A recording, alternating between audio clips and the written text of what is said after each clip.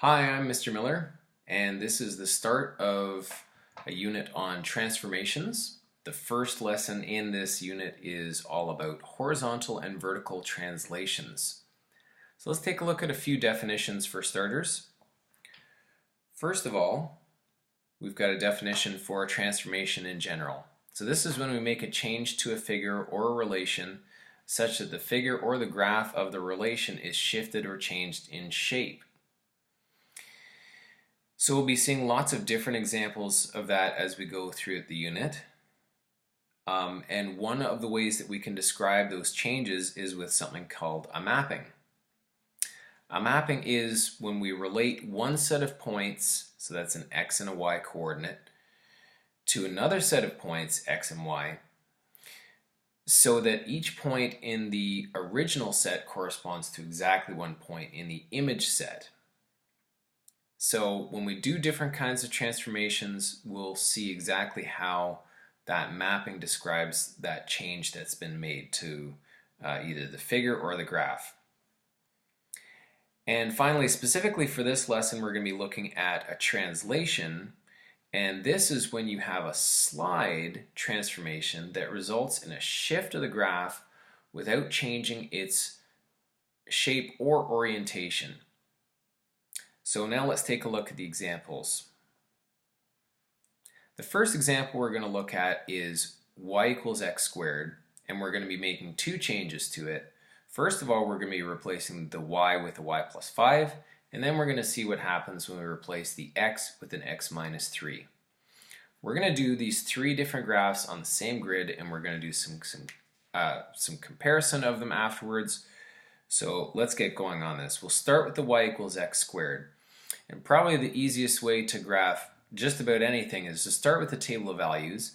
So here's a simple set of x values I've started with. I can calculate y values from that. Once I've got those y values, I can plot all of these points, join those points together with a smooth curve, with arrows on the end indicating that the relation continues in both directions. And because I'm going to be graphing three things on the same grid, it's a really good idea to make sure that I have that labeled. And I'm just going to pause this example for a moment and talk about the graphing calculator. Oops, who wrote that on there? Geez, come on. All right. Probably some student who admires me.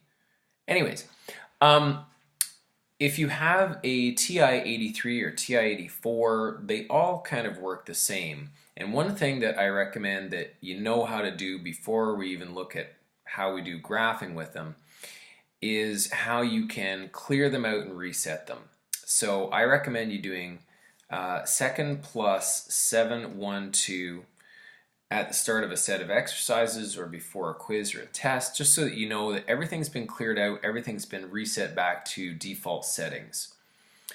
So we're looking at graphing y equals x squared. Let's go in here and punch in x squared. And now if we press graph, we'll actually see the same shape that we just did show up on the screen here. Now, it's maybe a little bit difficult to see exactly what points are what, so one thing that you can do is you can press trace, and it'll start in the middle of the screen. So in this case, it's at x equals 0, and it gives you the x and the y value. Now, you can use the arrow keys to go back and forth and figure out some other points, but you notice that with x equals negative 1.06383, that's a little bit awkward to work with. It might be nice to know exactly what y is when x is exactly negative 1. So you can actually just punch that in like that. And make sure that you use this negative button. If you try to use that one, the calculator interprets that as a subtraction and it will not calculate it. So again, you can get y values when x is equal to 1, x is equal to 2, x is equal to 3, and that all goes pretty quickly. Another thing that you may want to do is actually just take a look at all of the x and y values in a table of values. So you can do that right on the calculator here.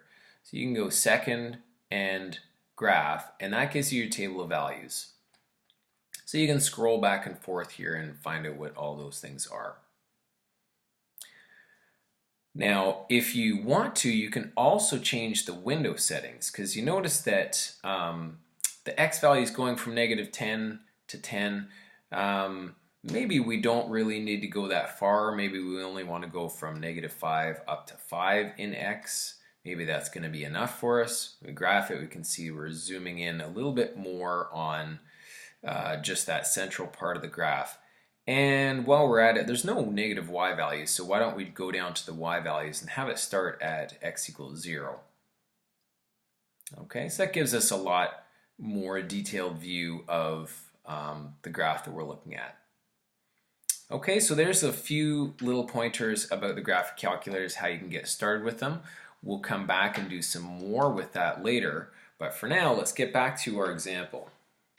Okay, so the next thing we want to do is we want to graph y plus 5 equals x squared. Well, as you can see with the graphing calculator, you wouldn't be able to put the equation in like that, and probably most of you are used to having y isolated by itself. So let's just isolate y.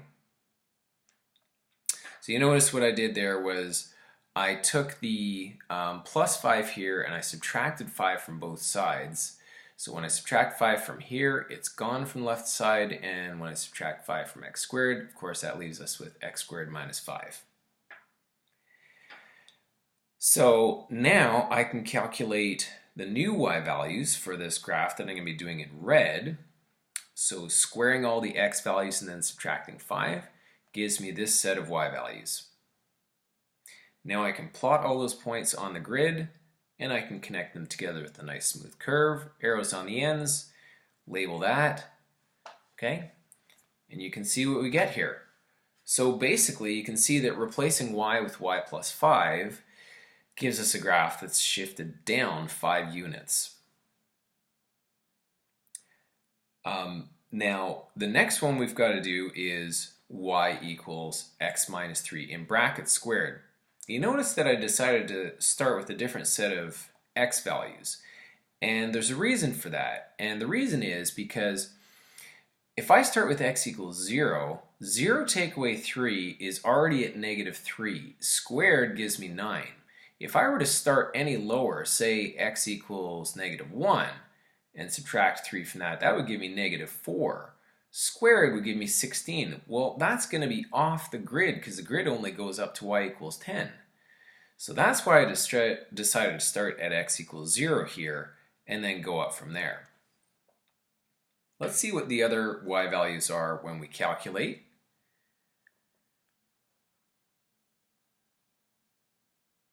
Okay, now we can put all those points on the grid, connect them together with a nice smooth curve on each side, arrows on the ends, and again we want to make sure that that is labeled. Alright, so a little bit of comparison here. The original y plus 5 equals, the y plus 5 equals x squared in red is the original y equals x squared shifted down 5 units. Now if we were going to do this in mapping notation, then what it looks like is this. Every x and y is replaced with x, same x, but y is 5 less than what it was. So take a look at corresponding points here. So for instance, an easy one to look at is the vertex. 0, 0 becomes 0, -5. The y value is 5 less, but the x value is still the same. And the same is true for all the other points. Now y equals x minus 3 in brackets squared is y equals x squared shifted to the right 3 units. So in mapping notation, it looks like this. X and y become x plus 3, and y is unchanged. So again, if you look at the vertex 0, 0, where that goes to, it goes to 3, 0. So that's 3 more on x, but still the same y value.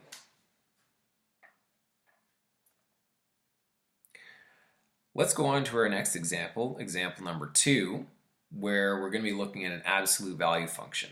So before we look at this little bit more complicated one, let's start with the basic one, just y equals the absolute value of x, and we'll graph that. So I started with some basic x values from -3 up to +3, going up by 1s. When I calculate the absolute value of each, you can see it takes the negatives, changes them to positive. The positive ones stay positive, and of course 0 stays 0. So now I can plot those points, connect them together with straight lines, arrows on the ends, and then I can label that graph. Now, if you wanted to do that on the graphing calculator, then first off, maybe you want to clear out the graph that you had here. So second plus 7, 1, 2. Oh, sorry, let me just turn that on. Second plus 7, 1, 2. That clears everything out. Into the y equals editor, and to get the absolute value, you go Math, right arrow key, and enter, or press number 1. So there's the absolute value of x, and you can graph. Again, you can trace and get y values when x is equal to whatever you want. Okay, so that's how you do absolute value on the graphing calculator. Now let's go back to our example. So what are we doing with this absolute value function? Well, you can see that we have replaced the x with an x minus 2. So that means that it's going to be shifted 2 to the right. And then we have a plus 6 on the end. Well, that means it's going to go up 6. So I'm going to take all of these points and I'm going to go right to an up 6. That puts them up there. And then I'm going to connect those together with straight lines, arrows on the ends. And now I can label this graph. Okay, so although the instructions just said graph, I'm still going to do a little comparison at the bottom here. So y equals the absolute value of x minus 2 with a plus 6 on the end is y equals the absolute value of x, shifted right to, and it's gone up 6. And in mapping notation, it would look like this. Each x and y has become x plus 2 and y plus 6. So again, if you want to start with the simplest point, start with 0, 0, and see how that point has changed. So it's gone to 2, 6, and so it makes sense that the x values are 2 more than they were, and the y values are 6 more than they were.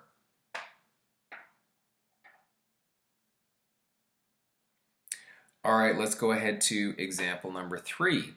We have an original graph on the left, which is y equals f at x, and we have a new graph, which is y minus k equals f at x minus h, and that's on the right. We'd like to know what k and h are, basically. So what I've done is I've traced over top of that black graph, and I'm going to draw it on the right in gray. Now I'm going to take a look at how that compares as the original with the new graph, which you see here in blue. So what you can see is that all of those points in blue are the points in gray shifted down 3 units and left 2. So down 3, left 2 means that your equation should be y plus 3 equals f at x plus 2. Replacing a y with a y plus 3, that corresponds to down 3, and replacing the x with an x plus 2, that corresponds to going left 2.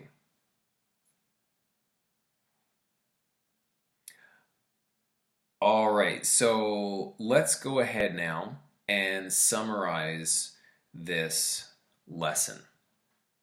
So first of all, when the graph of y equals f at x has been translated h units horizontally, its new equation is y equals f at x minus h. In mapping notation, the x and y become x plus h and y. The translation is going to be to the right when you have a positive h value, and it'll be to the left when h is negative.